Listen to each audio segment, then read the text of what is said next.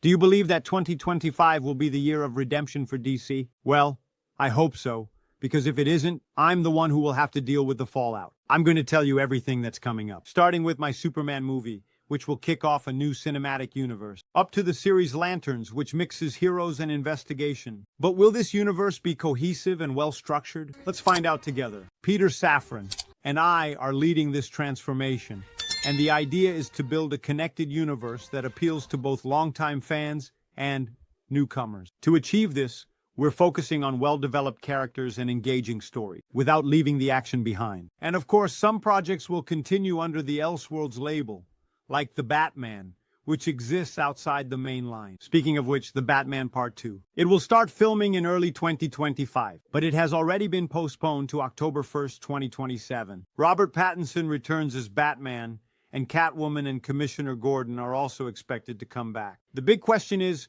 who will be the villain? Clayface and Two-Face are among the contenders, but since a solo movie for Clayface is in the works, everything could change. And what about Robin? Who knows?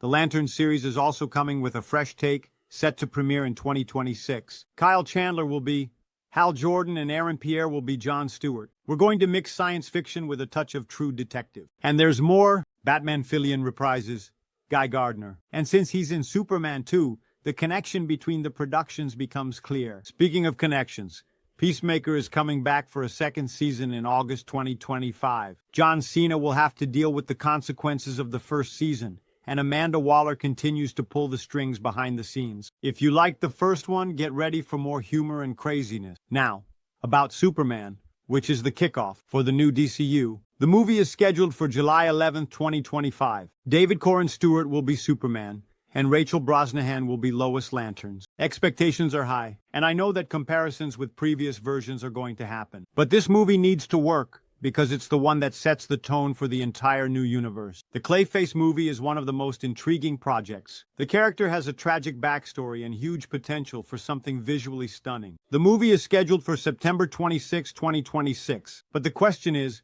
will he be part of the main universe or a prelude to the Batman? We're still figuring it out. Another ambitious project is Superman, Woman of Tomorrow, scheduled for June 26, 2026. The movie will have Fillion, Alcock, as Zor-El and will bring a different take on Superman, focusing on his journey in space before arriving on Earth. The idea is to deliver a science fiction story with drama and a jaw-dropping aesthetic. Now, the Brave and the Bold will introduce a new version of Batman, this time with Damian Wayne as Robin. The inspiration comes from Grant Morrison's comics, and the difference between this Batman and Matt Reeves's will be quite evident. We're still choosing who will play the characters, but the expectations are high. The movie still doesn't have a release date. The Waller series, starring Viola Davis, will take a deep dive into the world of Task Force X. It explores the behind-the-scenes manipulations of the character, and characters from Peacemaker are confirmed in the plot. The release still doesn't have a date. How about a group of heroes that doesn't follow the rules? The Authority is coming,